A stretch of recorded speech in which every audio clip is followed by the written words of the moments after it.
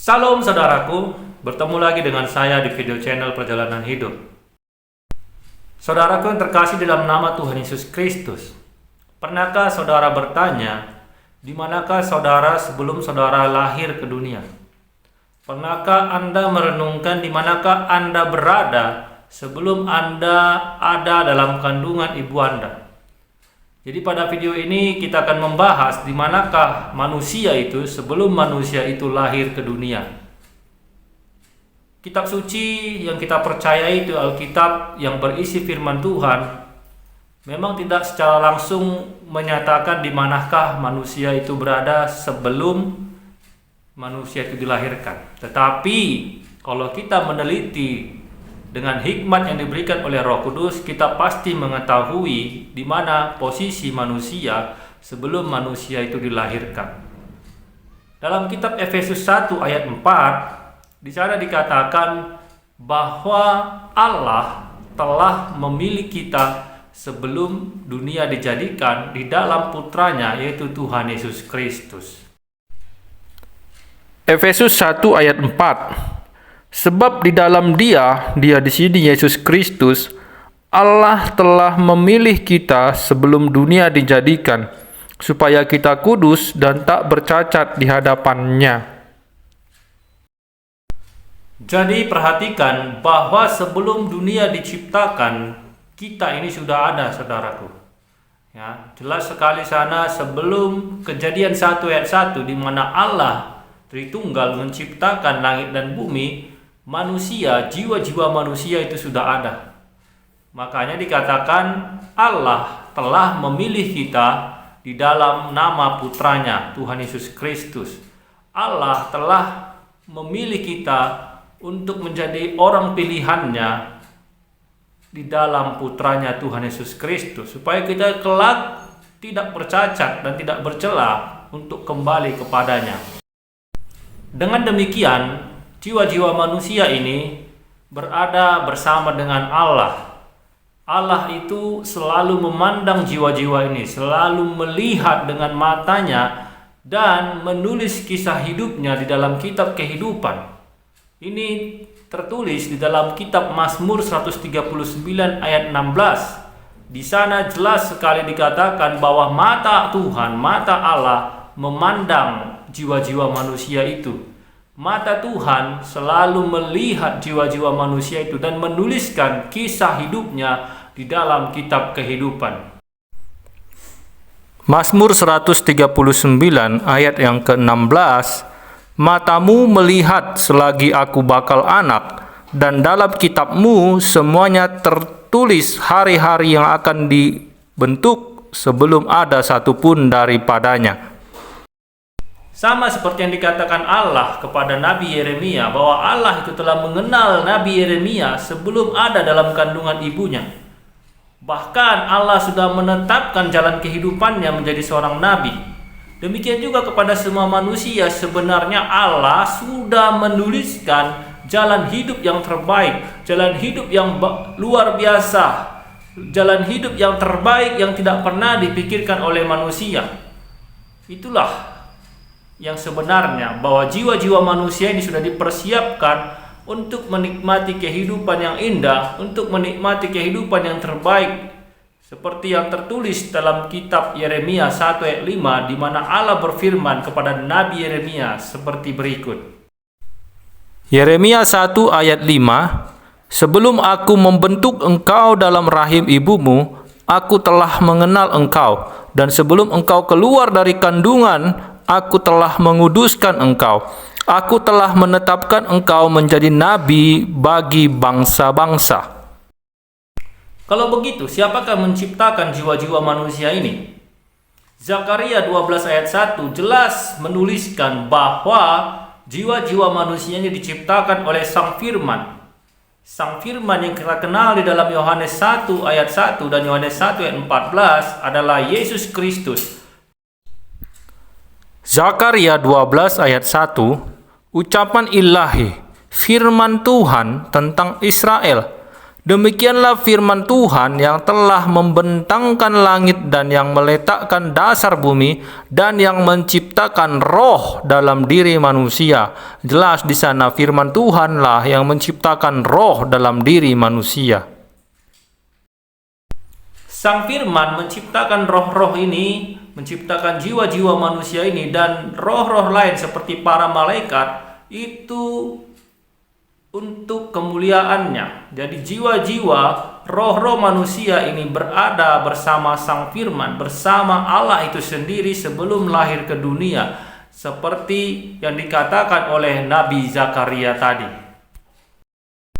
Proses penciptaan tubuh manusia itu dinyatakan pada kitab Mazmur 139 ayat yang ke-13 bahwa firman itu menenun kita di dalam kandungan ibu kita, membentuk buah pinggang kita, membentuk dari ujung rambut sampai ujung kaki di dalam kandungan ibu kita. Dan setelah tubuh ini terbentuk di dalam kandungan ibu kita, maka Allah yang Maha Kudus itu menghembuskan rohnya, menghembuskan jiwa-jiwa manusia untuk mengisi tubuh yang telah diciptakan di dalam kandungan ibu kita, di dalam rahim ibu kita. Begitulah prosesnya. Jadi saudaraku yang terkasih dalam nama Tuhan Yesus Kristus, Alkitab sudah menjelaskan bahwa jauh sebelum dunia diciptakan, sebelum Kejadian 1 ayat 1 di mana Allah menciptakan langit dan bumi, jiwa-jiwa manusia, roh-roh manusia sudah diciptakan oleh Sang Firman.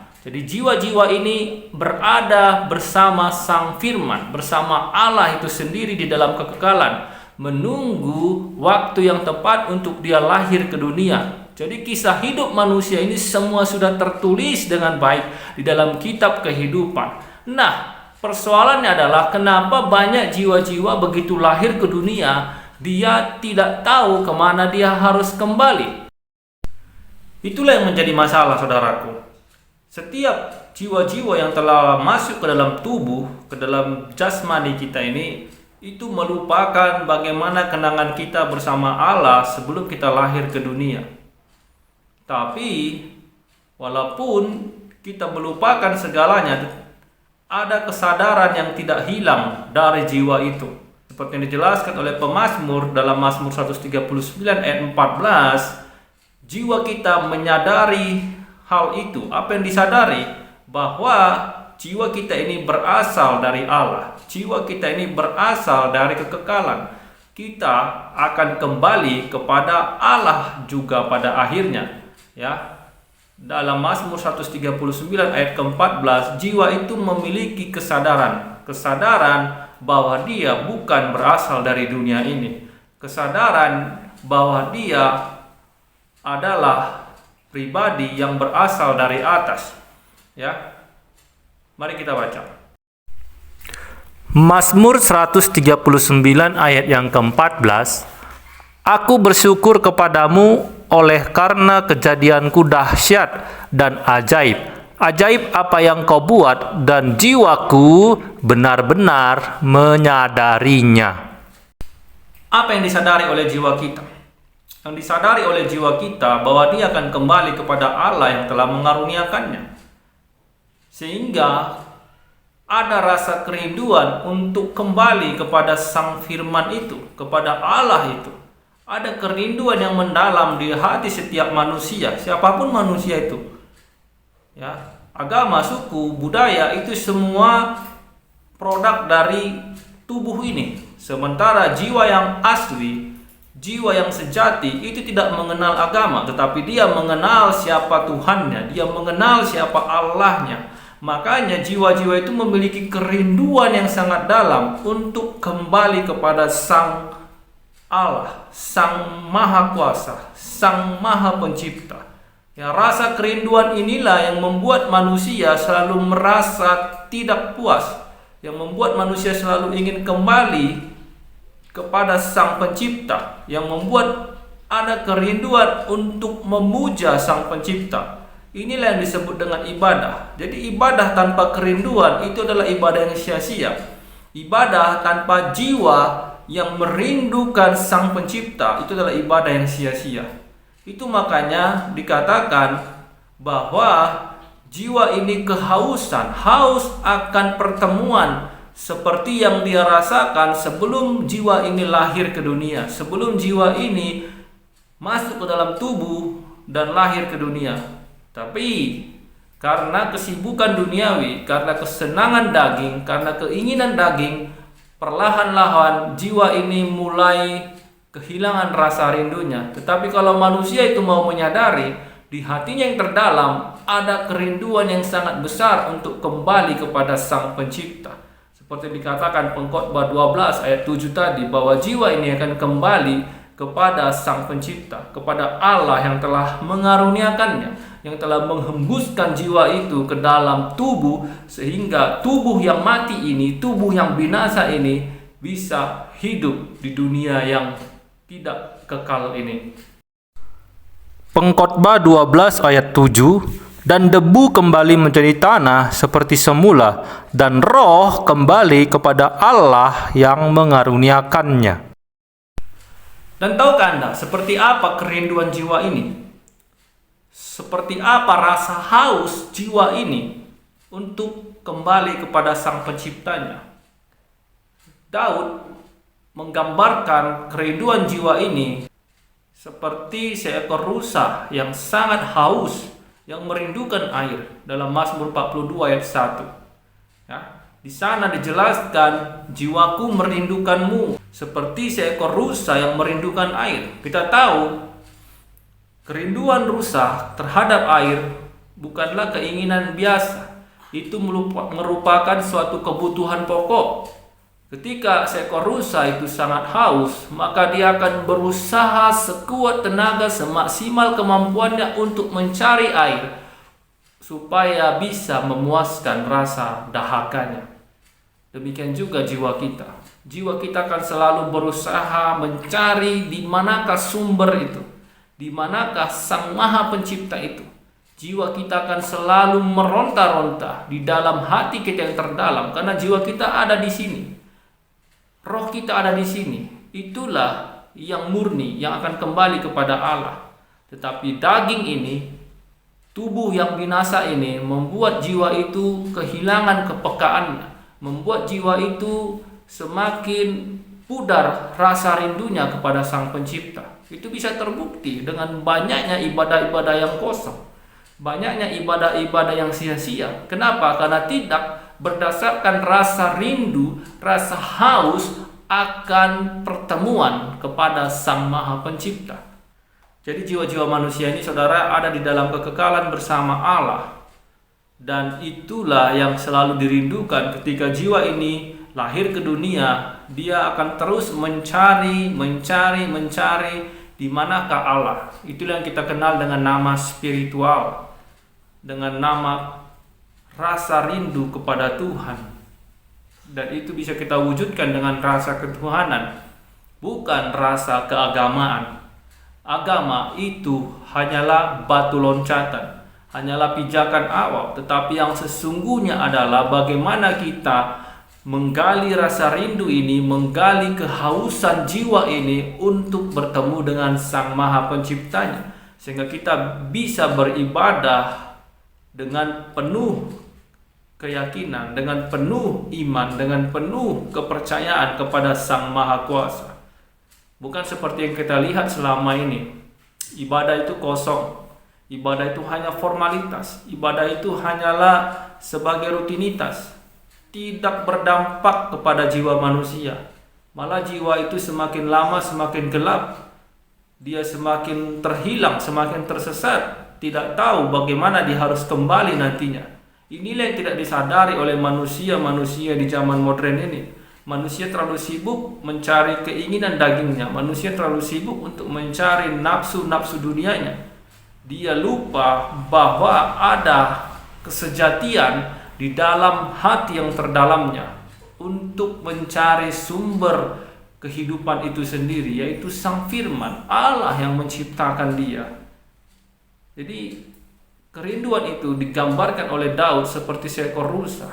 Berarti rasa haus jiwa kita kepada Allah yang Maha Kuasa itu merupakan kebutuhan, bukan merupakan formalitas. Mari kita menyadari ini saudara, supaya kita benar-benar beribadah dengan keikhlasan, dengan iman yang teguh kepada Allah yang Maha Kuasa. Bukan hanya rutinitas, dapat ibadah kita pergi, mandi, pakai baju yang bagus, kita pakai aksesoris yang mahal.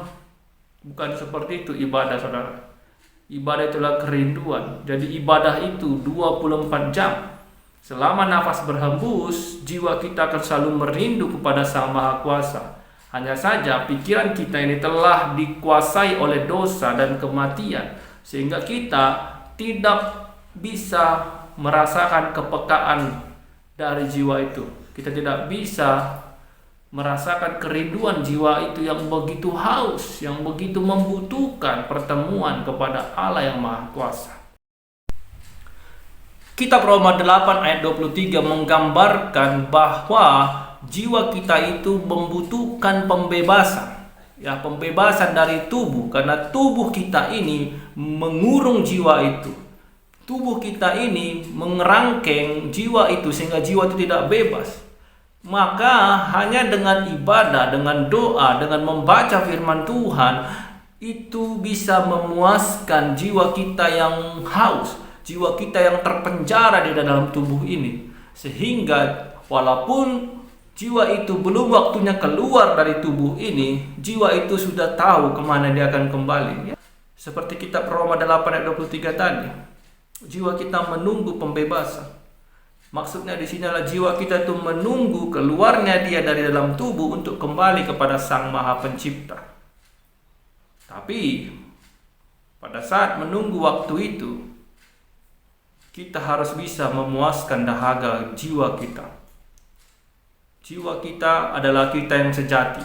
Jiwa kita adalah kita yang sebenarnya. Tubuh ini hanyalah wadah, hanyalah tempat untuk kita bisa berjalan-jalan dalam dunia ini, meningkatkan spiritual kita, meningkatkan pengalaman kita untuk selalu mengandalkan Sang Maha Kuasa. Karena jiwa kita gelisah, dia tidak tahu bagaimana harus kembali kepada Sang Maha Kuasa. Apalagi kalau kita terlalu disibukkan oleh perkara-perkara dunia ini, kita terlalu disibukkan oleh hal-hal daging, maka ada satu kegelisahan.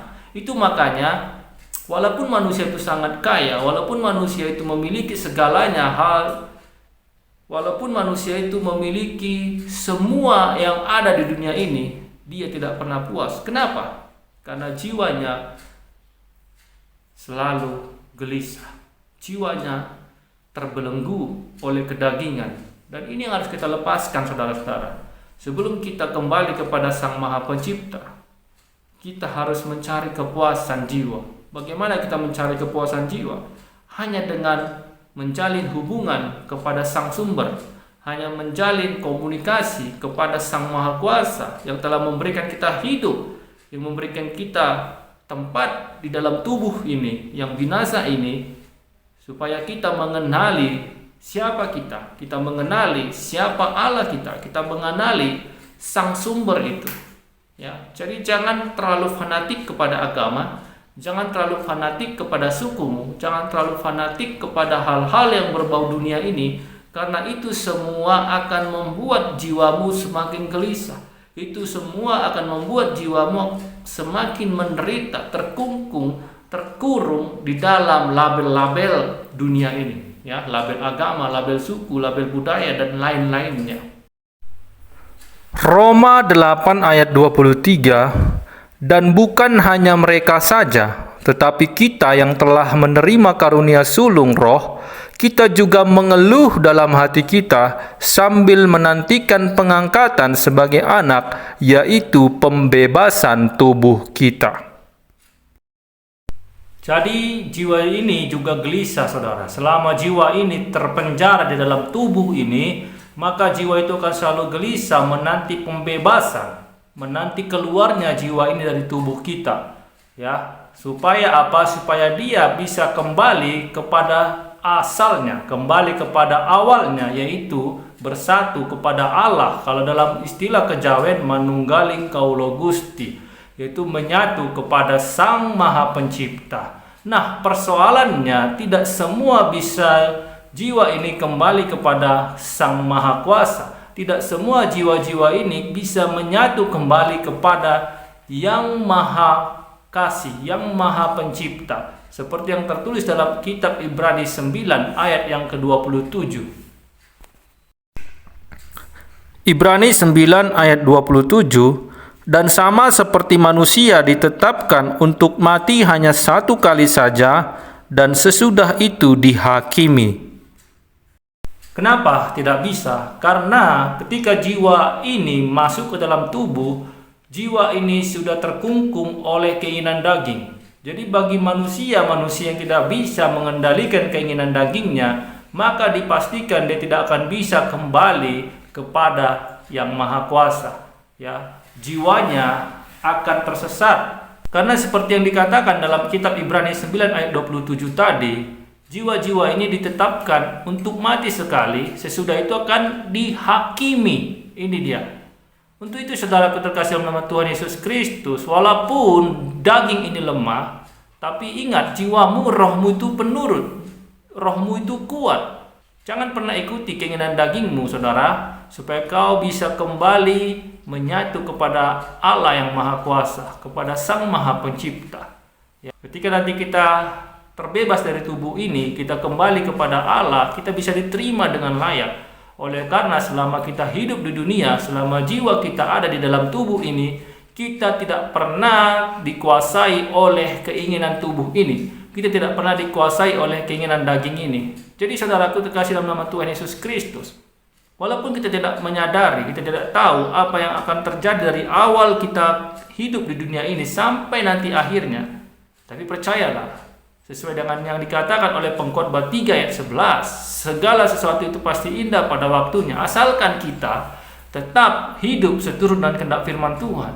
Kita selalu merenungkan apa yang dirindukan oleh jiwa kita.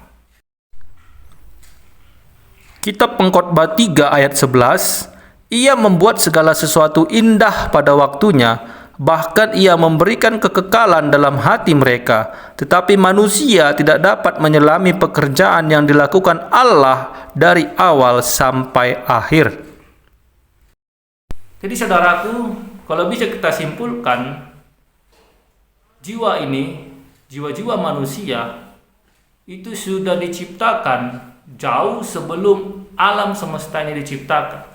Sebelum Kejadian 1 ayat 1, yaitu alam menciptakan langit dan bumi, jiwa manusia, roh-roh manusia itu sudah diciptakan oleh Sang Firman, dan jiwa ini bersama-sama dengan Sang Firman. Sampai nanti pada saatnya jiwa ini akan dimasukkan ke dalam tubuh yang telah dibentuk oleh Sang Firman di dalam rahim ibu kita.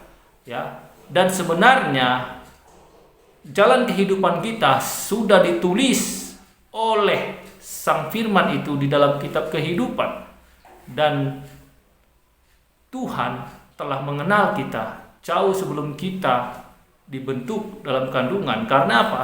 Karena kita sudah diciptakan dari awal bersama Sang Firman di dalam kekekalan sebelum alam semesta diciptakan. Itu makanya kalau kita sebenarnya tidak menuruti keinginan daging, kita akan hidup seturut dengan gambaran firman Tuhan. Rancangan Tuhan adalah rancangan damai sejahtera, bukan rancangan kecelakaan. Itulah yang seharusnya kita alami. Tetapi oleh karena begitu kita masuk ke dalam tubuh ini, banyak jiwa-jiwa yang terkungkung, terkurung oleh nafsu dunianya, oleh keinginan dagingnya, sehingga apa yang dirancangkan Tuhan, apa yang dituliskan Tuhan dalam kitab kehidupan itu tidak berjalan seperti yang Tuhan rancangkan. Tapi percayalah, kalau kita mau bertobat, kita mau kembali kepada kebenaran itu, maka pada akhirnya seperti Pengkhotbah 3 ayat 11 nanti tadi yang kita baca, semuanya akan indah pada waktunya. Jiwa kita yang haus, yang rindu akan kembali kepada Allah yang telah meniupkan ke dalam tubuh ini. Ya, itulah sebenarnya yang terjadi, saudaraku. Kita tidak boleh bermain-main. Kita harus selalu merenung, kita selalu membangun hubungan, membangun komunikasi kepada Allah di dalam doa kita, dalam pembacaan firman Tuhan, di dalam perundungan firman Tuhan.